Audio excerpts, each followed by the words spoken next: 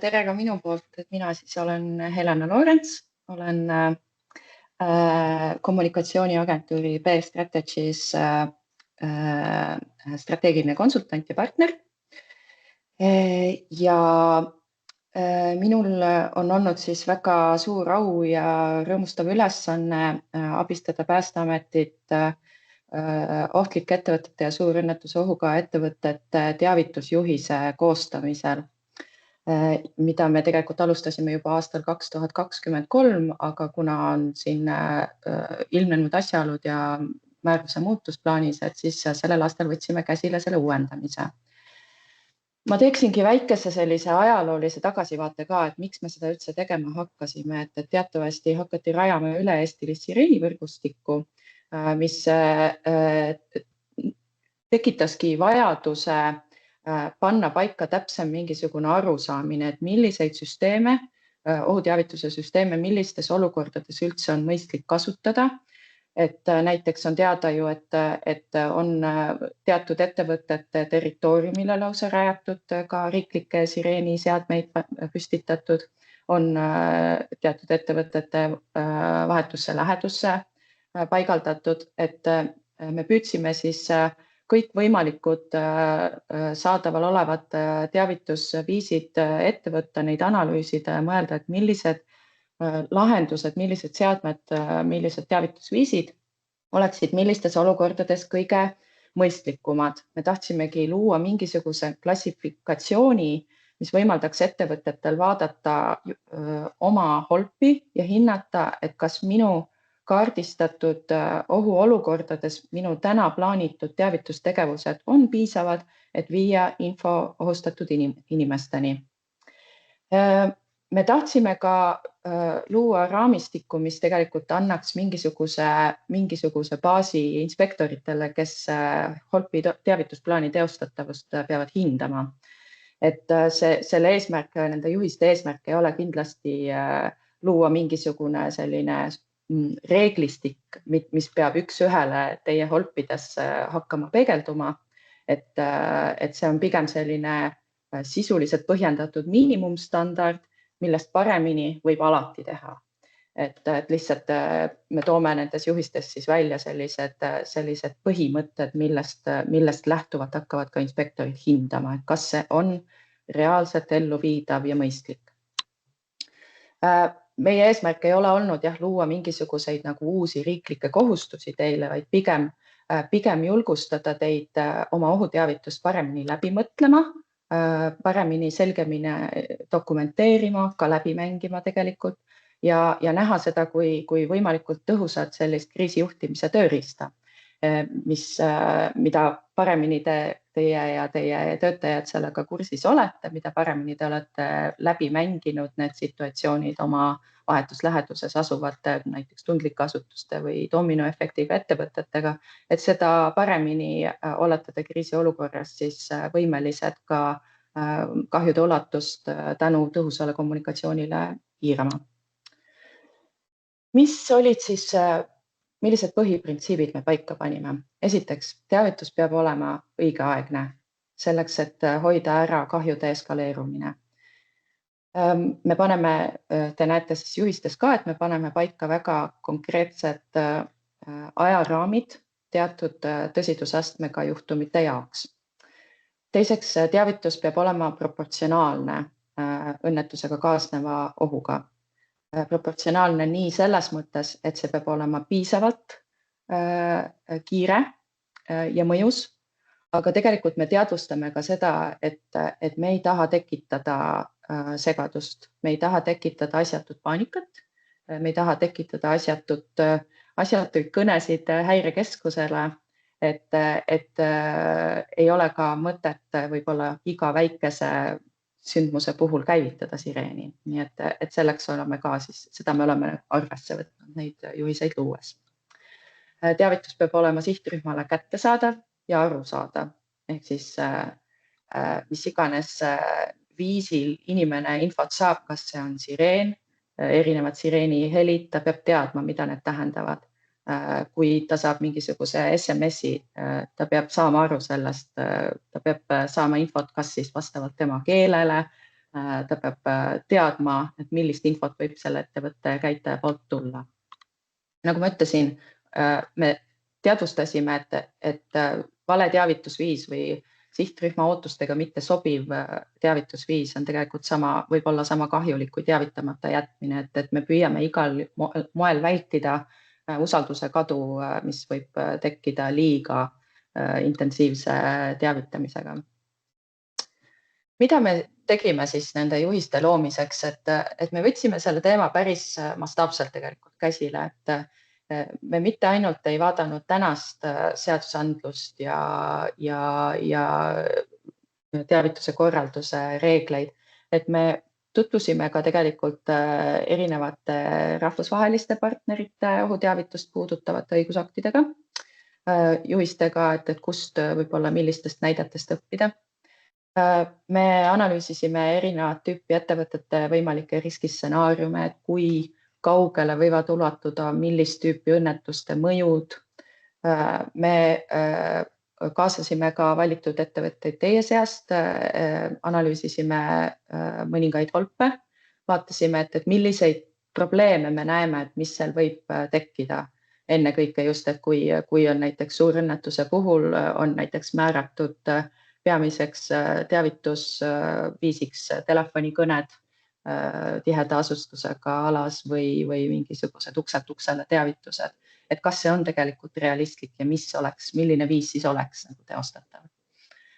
Me tegime päris palju töötubasid, kus osalesid lisaks Päästeameti esindajatele ka Siseministeeriumi esindajad, Häirekeskuse esindajad, olid ka Kaitseliidu esindajad, siin Kodukaitse, Ole kaasas rakenduse vedajad. Ja tõesti me püüdsime siis nagu panna paika, et millises olukorras, milline teavituslahendus võiks olla adekvaatne. Ja nii valmiski siis 2023 aasta lõpuks juhiste esimene versioon, millega kindlasti paljud teist on kokku puutunud. Selles esimeses versioonis me määratlesime siis 6 ohuteavituse klassi. Need lähtusid sellest, et milline on ohu iseloom. Ja selles versioonis me võtsime arvesse ka seda, kui palju inimesi viibib siis õnnetuse puhul väga ja eriti ohtlikus alas. See muutis natuke keeruliseks selle süsteemi, et me seal oli palju värve, palju klasse, palju tingimusi, millest lähtuvalt valida endale sobiv teavitusklass. Me võtsime arvesse ka seda, kas ettevõte, kes oma ohuteavitust plaanib, kas ta asub riikliku sireeni alas või mitte. Kas tal on olemas oma sireen või mitte, kui tal ei ole oma sireeni, et millised variandid siis võiksid sobida. Me jagasime juhised siis tabelitesse, kus iga tabeli lahtri kohta oli omad väikesed nõuanded ja soovitused, mida selle punkti elluviimiseks peab olema eelnevalt tehtud. Me andsime lisaks juhistele nii-öelda teavitussammudele, andsime ülevaate ka põhjalikult igasugustest soovitustest, mida veel oma holpis läbi mõelda, selleks, et oleksite suutlikud kriisiolukorras tõhusalt teavitust tegema. Ehk et see dokument oli väga-väga põhjalik ja mis siis seda dokumenti lukku lüües hakkas üha enam silma, oli see, et tegelikult me saime üha rohkem aru, et ettevõtte kohustus korraldada ohuteavitust ei saa tegelikult siiski riiklikust sireenivõrgust sõltuda. Ehk et see ei ole mõeldav, et õnnetuse olukorras ettevõte helistab Häirekeskusesse, annab teada, et mul on õnnetus ja muide minu territooriumil või siin kõrval asub riiklik sireeniseade, palun käivitada see. Et see ei käi nii, et ettevõte ei saa loota Päästeametile, vaid peab olema esimestel hetkedel siiski valmis ise toimetama. Ja see tingis ka siis arutelud, kuidas seda teha ja selle määruse muudatuse, mida ka Reelika kirjeldas teile. Lihtsalt ajaloolise mälu värskendamiseks pisikene vaade ka sellesse, milline oli siis esimene versioon ohuklasside jaotusest, et nagu te näete, et siin on punane klass A, punane klass B, kollane klass, oranž klass, roheline klass, palju tärne, millest veel pidi nagu lähtuma. Aga põhimõte siiski oli nagu see, et me jaotame või ohuklasse selle järgi, et kui tõsise ohuga on tegemist, milline on selle ohu puhul mõju inimese elule ja tervisele ja paneme paika mingisuguse nii-öelda ajalise raami. Ja see on nüüd asi, millest me lähtume ka täna. Et uuendatud juhiste põhimõtted on natukene teised. Me tegelikult tegime teie elu kindlasti mitmes mõttes palju lihtsamaks. Esiteks on ohuklasse vähem, et ohuklass kui selline ei sõltu enam inimeste arvust ohualas, küll aga inimeste arvust ohualas sõltub see, millise ohuteavituse liigi te selle klassi raames valite, sest neid on mitmeid võimalikke. Et ohuklass ise keskendub ainult ohuliigile ja selle mõjule elule ja tervisele.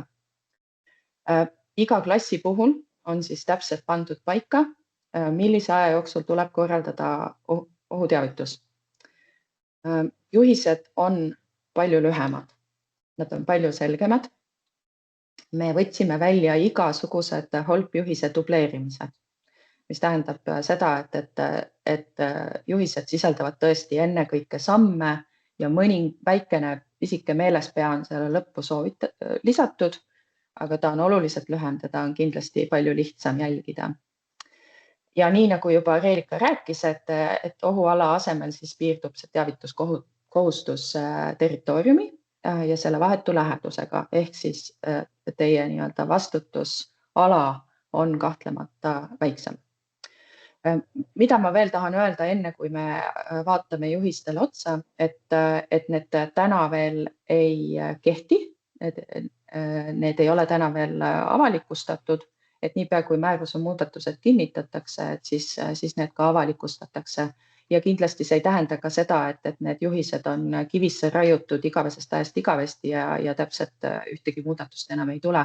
Kui te näete tänase ülevaatuse jooksul, et midagi ei ole loogiline, midagi ei ole rakendatav, midagi saaks paremini, et jällegi andke teada sellest Reelikale, vaatame nendele otsa uuel aastal vajadusel viime mingisugused korrektuurid sellele sisse, aga ma arvan, et põhiprintsiipide osas on juhised siiski täna üsna heas ja lõplikult seisus juba. Ma vahetan nüüd ekraani. Nii.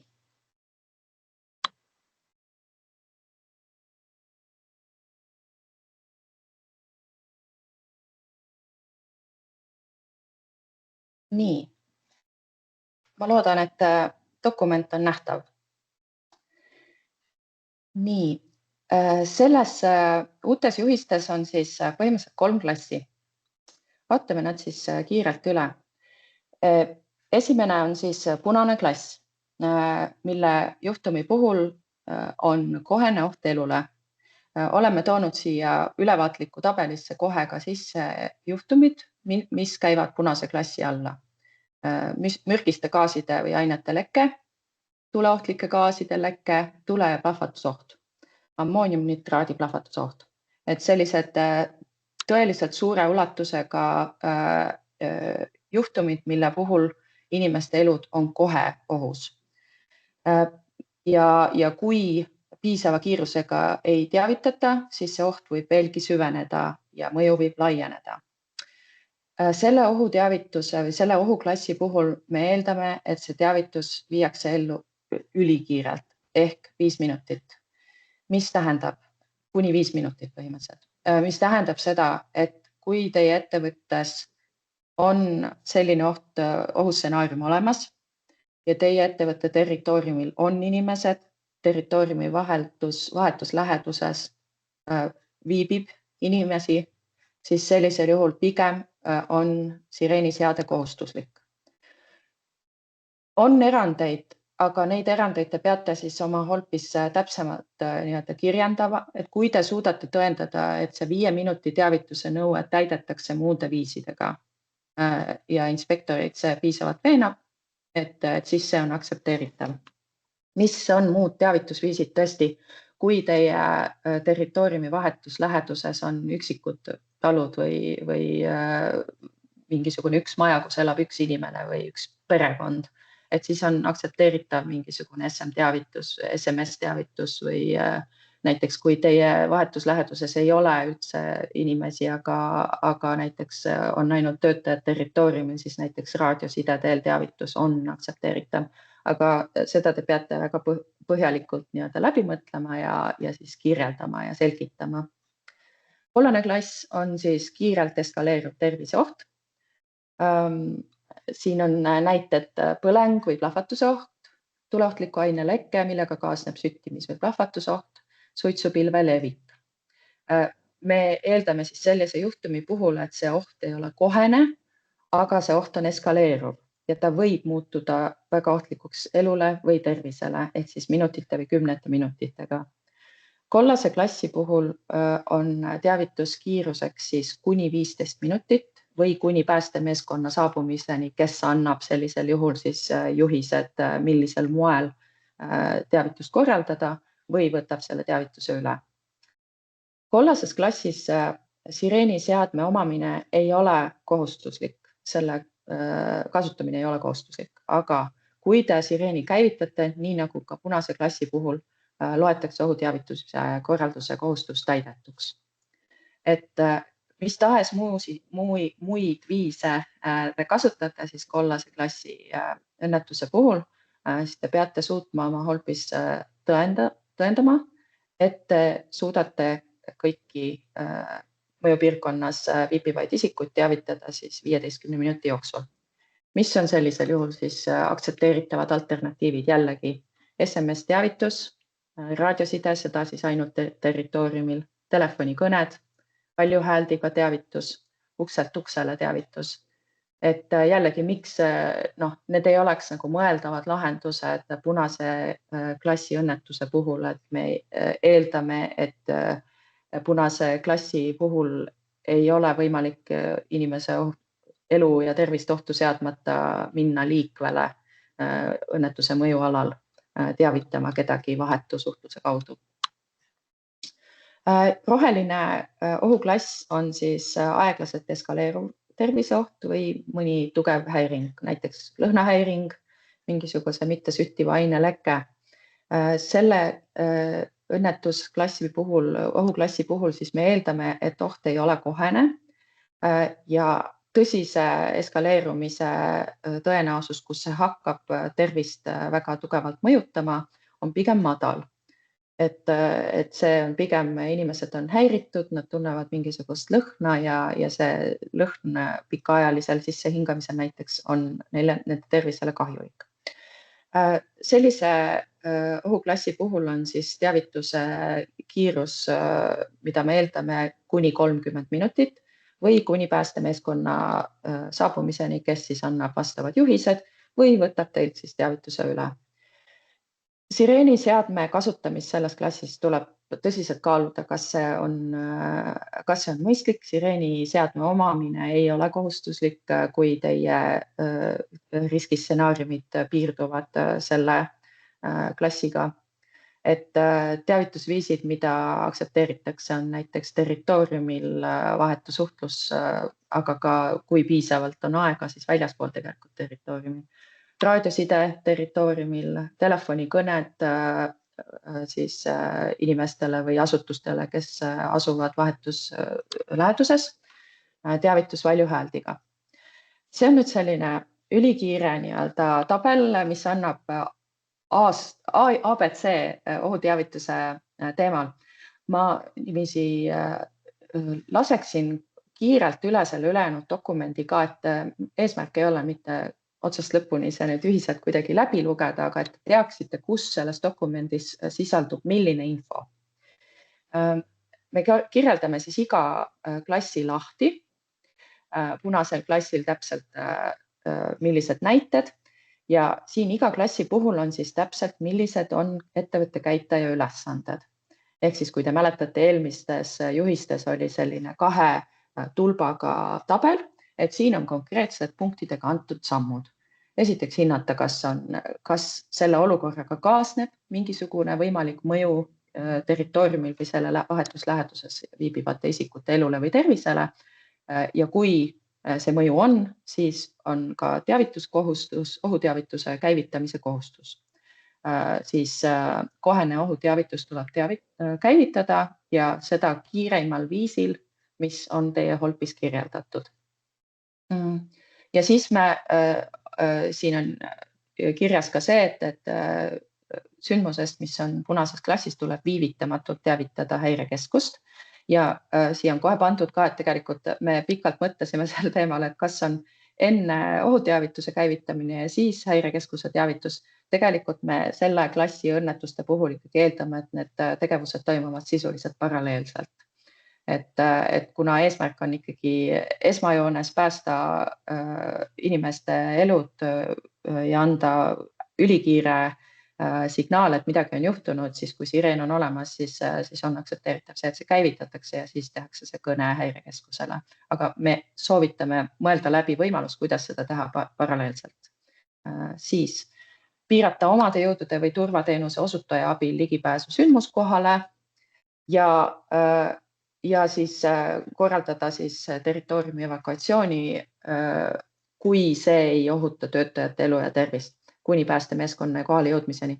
Et mis tahes selle juhtum on, et me eeldame, et tegelikult et juhised tulevad võrdlemisi kiirelt ka selles osas, et mis on kõige mõistlikum tegevus, aga te peate mõtlema läbi siiski, mida te teete enne, kui need juhised päästemeeskonnalt tulevad päästetöö koordineerijalt. Siis me panime siia ikkagi viimase toetava meetmena iga klassi juurde ka selle, et on mõistlik avaldada teave õnnetuse olemuse ja sellega kaasneva ohu kohta piirkonna elanikele oma kanalites. Olgu see siis teie sotsiaalmeedia, koduleht, et kui inimesed kuulevad, et midagi on juhtumas, siis nad kindlasti hakkavad seda infot otsima. Nii et kui on esimesed sammud ohuteavitusel tehtud, siis me soovitame tungivalt seda infot oma kodulehel ja oma muudes kanalites jagada. Kollane klass siis ka täpselt samamoodi oleme ära kirjeldanud siin juhises, kuidas teavitus käib. Ehk siis jällegi hinnata olukorda, kui on mõju olemas inimeste elule ja tervisele, siis alustada ohuteavitusega. Teavitada sündmusest häirekeskust ja siis käivitada ohuteavitus viisil, mis võimaldab kiireimat info jõudmist. Ja siin on iga ühe puhul jällegi iga klassi puhul eraldi veel ära mainitud, millised aktsepteeritavad sammud on. Ja punktides on ka ära mainitud see, et tõesti väga tõsiselt suhtuda mitte ainult nii-öelda territooriumi aia taga viibivate inimeste teavitusele, aga mõelda ka sellele, et kui teie läheduses on dominoefekt, tundlikud asutuses, et nemad saaksid hästi kiirelt selle info kätte, et nemad saaksid ise käivitada siis oma mis iganes sammud, kas siis evakueerimised või panna aknad kinni, mis iganes on nendega läbi mängitud käitumine kriisiolukorras. Jällegi piirata omade jõudude või turvateenuse osutaja abil ligipääsu ja jälle toetav meede siis info jagamine oma kanalites. Roheline klass, kirjeldus jällegi veel kord üle korrata, sireeni seadmine ei ole, omamine ei ole kasutuslik 30 minuti jooksul ja näited toodud. Siin rohelises klassis on siis sammud, kuidas ohuteavitust korraldada mõnevõrra lühemad, leebemad. Ehk et tuleb veenduda, kas olukorral on mingisugune mõju elule, tervisele, teavitada häirekeskust ja 30 minuti jooksul siis korraldada teavitust Päästeametiga kooskõlastatud viisil vastavalt e-holpile.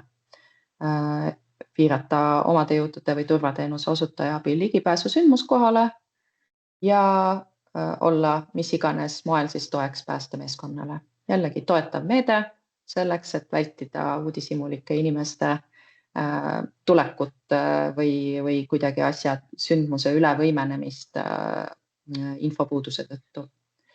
Ja nagu ütlesin, lisasime siis lõppu ka sellise ohuteavitust korraldava ettevõtte meelespea, mis on ülikompaktne võrreldes sellega, milline oli siis juhis eelmine kord.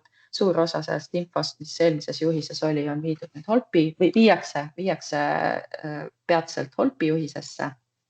Ja siin me oleme lihtsalt välja toonud siis selle, et kõik see, mida te panete oma Holpi kirja ja kooskõlastate Päästeametiga oma ohuteavituse korraldamise kohta, et kõik see tegelikult tuleks pidevalt ka üle vaadata, seda tuleks õppuste käigus harjutada, mitte ainult oma ettevõtte õppusi, vaid ka kaasata siis territooriumi vahetusläheduses asuvaid isikuid, majapidamisi, korteriühistuid, spordirajatisi, olgu nad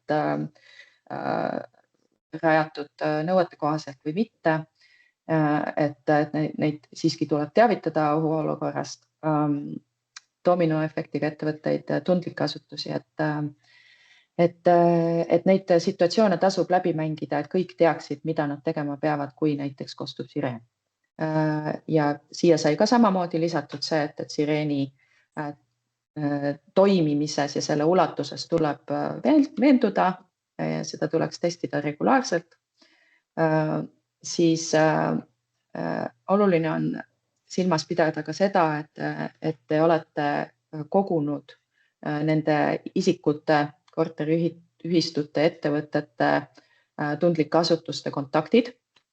Et te olete selgitanud neid kontakte kogudes nendele inimestele, et mis on selle andme võtmise eesmärk, et teie eesmärk on tagada, et õnnetuse korral nemad saaksid väga kiirelt, võimalikult kiirelt selle info, kuidas käituda. Ja neid andmeid tuleks siis nagu regulaarselt uuendada ka.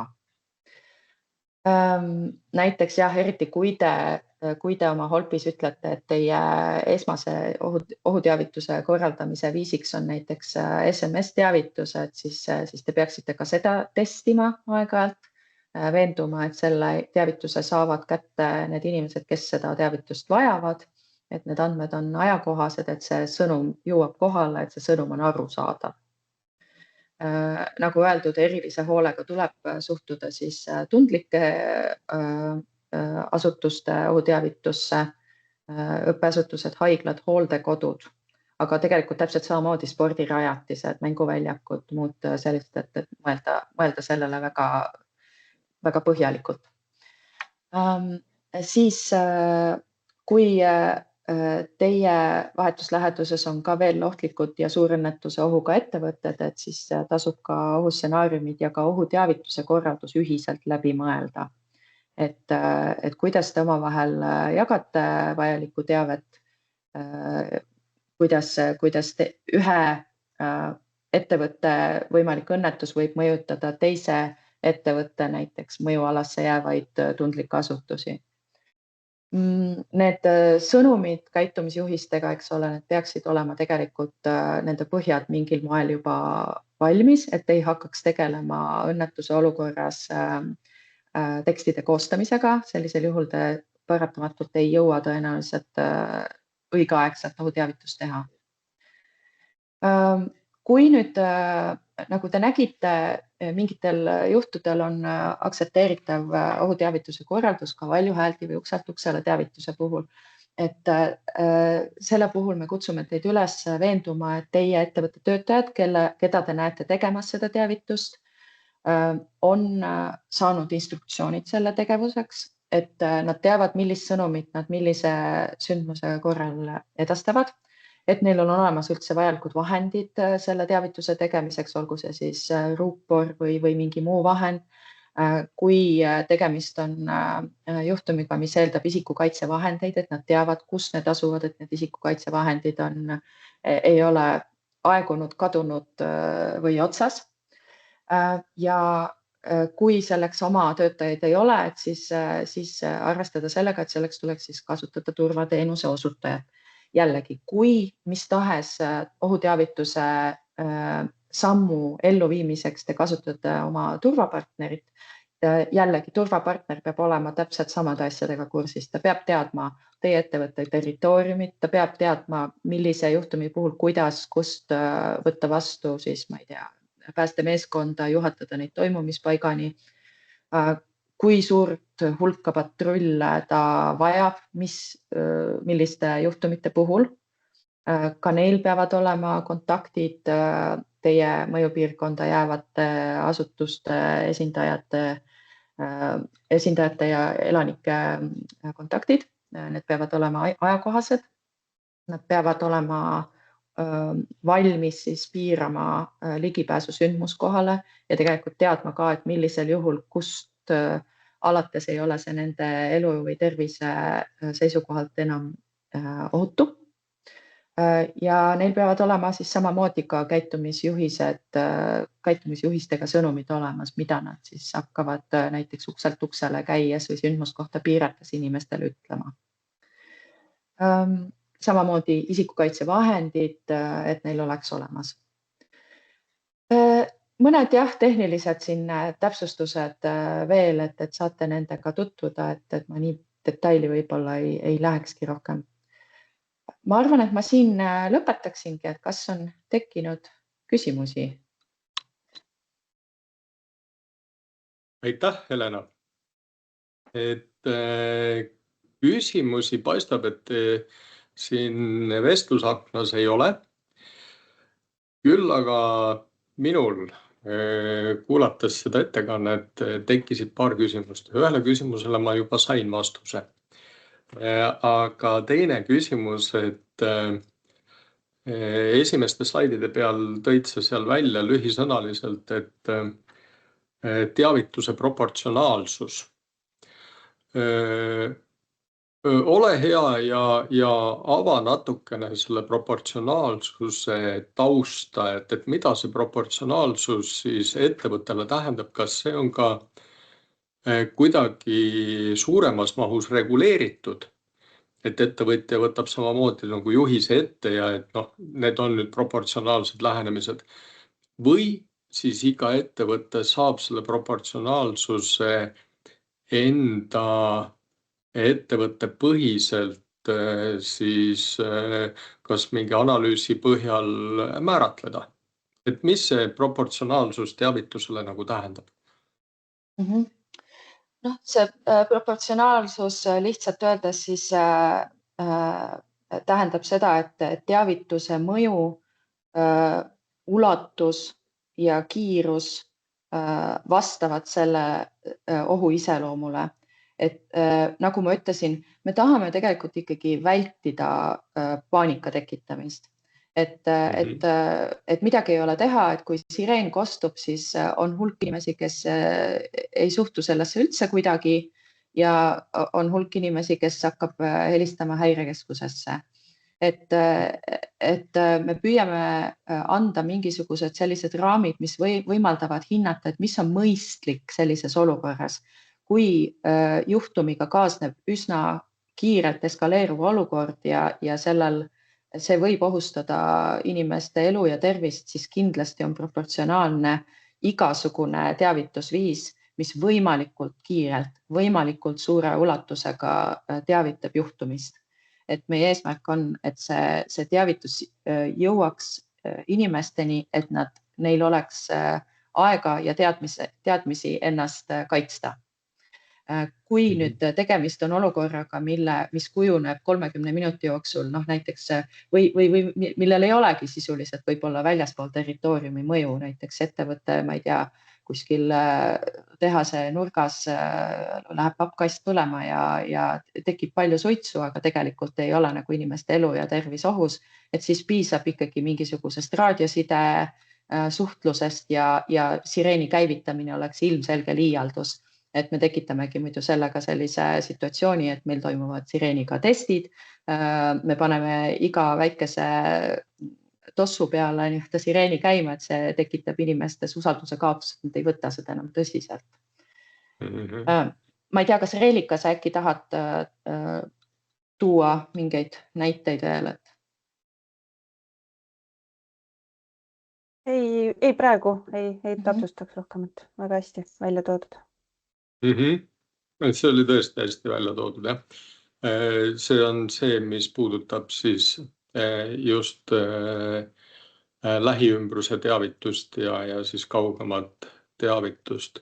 Ilmselgelt ettevõtjal tuleb arvestada ka asutuse sisese teavitusega, et seal ka osad seadmed juba määratlevad ise selle aja ja proportsionaalsuse.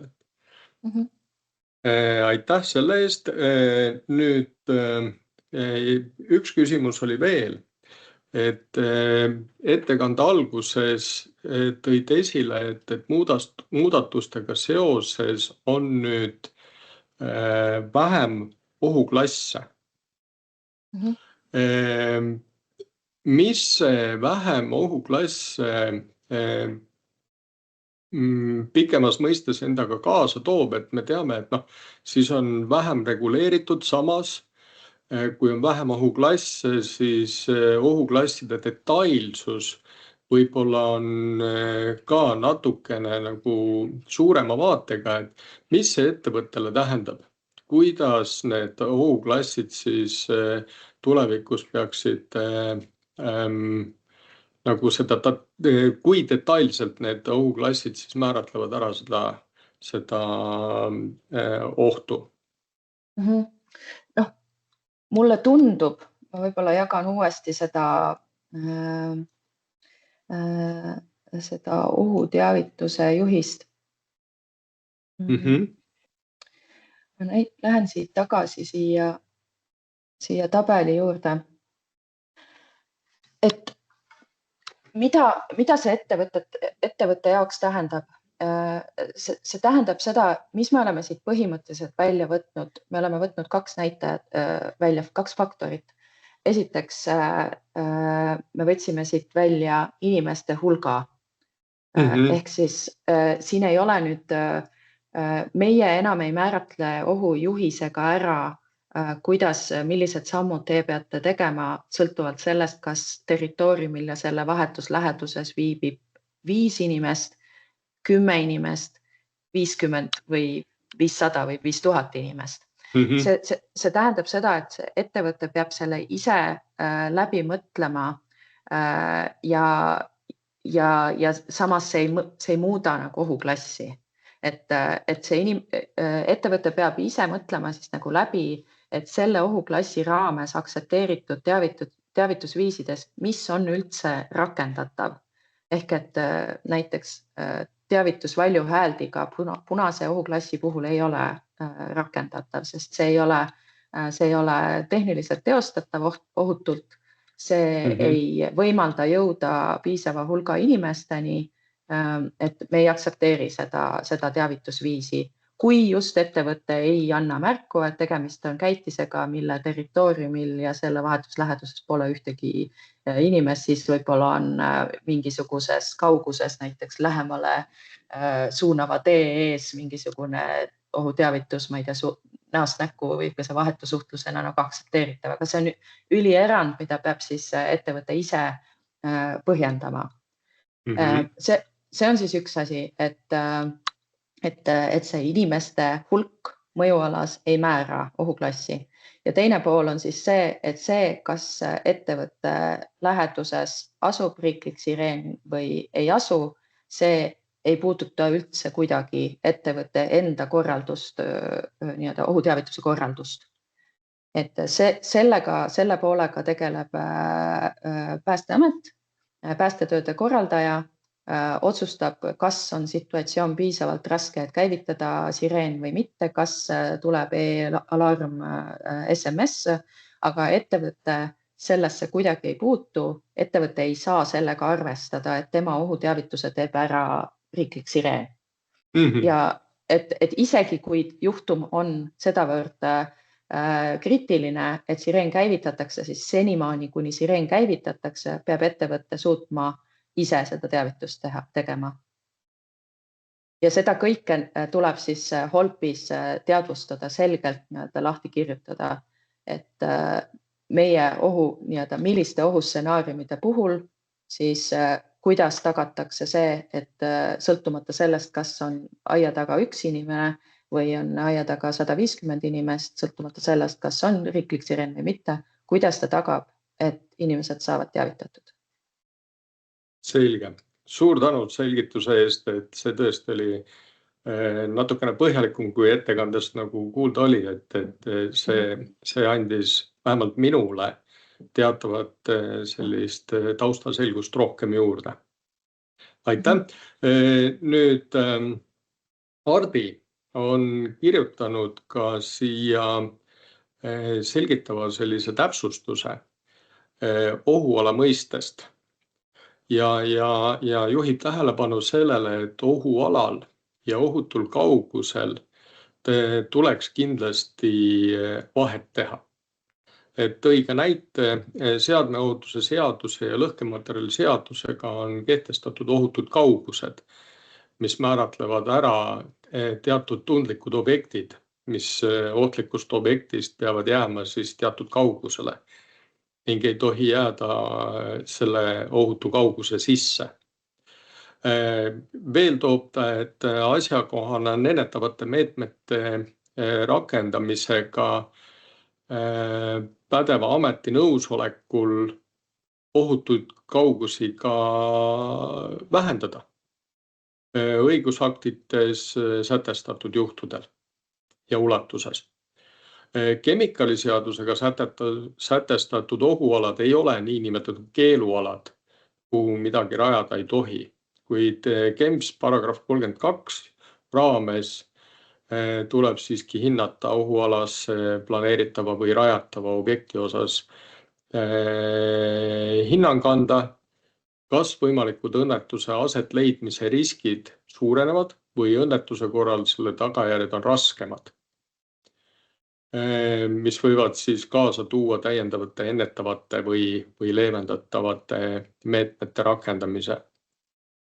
Samuti võib hinnangu raames jõuda järeldusele, et riskid ja võimalikud tagajärjed on nii suured ja rasked, et ohualasse planeeritavat ehitatavat objekti rajamist põhjendatult ei lubata. Seda ma saan aru, et igal juhul on võimalik neid alasi siis vastavalt objekti põhiselt või juhtumi põhiselt kas siis suurendada või vähendada, sõltuvalt sellest riskist, mis tuleb.